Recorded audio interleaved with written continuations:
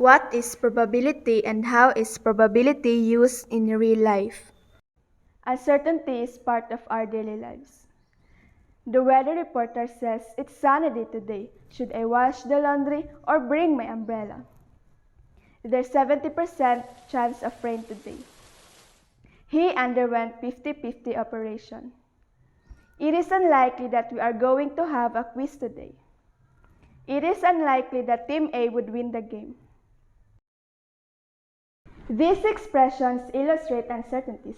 They also illustrate that a given chance will happen or occur. The given chance that will happen or occur is called probability, and a branch of mathematics that deals with uncertainty is called theory of probability.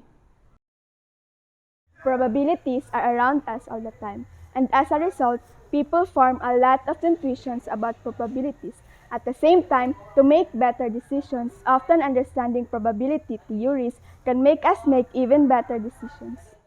You can think about an engineer trying to build a spaceship to send it to outer space.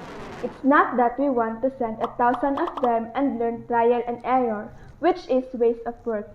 We would like to compute things ahead of time, to send the spaceship to outer space so it hits the first time.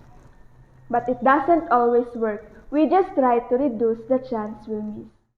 There are a lot of situations where experts make decisions for us. There are people whose job is to make predictions about weather, especially for companies where business very much depends on weather.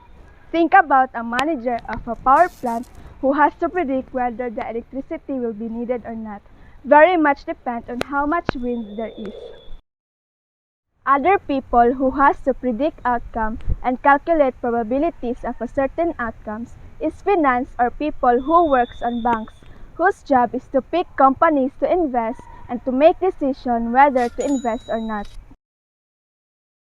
We may wonder why there's still a lot of areas in science where we are trying to compute probabilities that we are far from knowing what the patterns that would give us probabilities.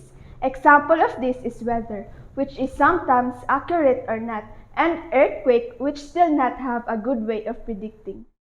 A good way of thinking about is the decision whether to take a 3-point shot walking closer to the basket. At the same time, we can assign probabilities, but it doesn't allow us to predict well. You can think about tossing a coin.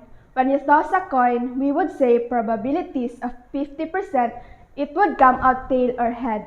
We can assign probabilities, but it doesn't really help us guess whether it would come out tail or head, like getting heads 3 times straight. To summarize, probabilities uses a lot of areas in science in trying to predict patterns of data in what we observe.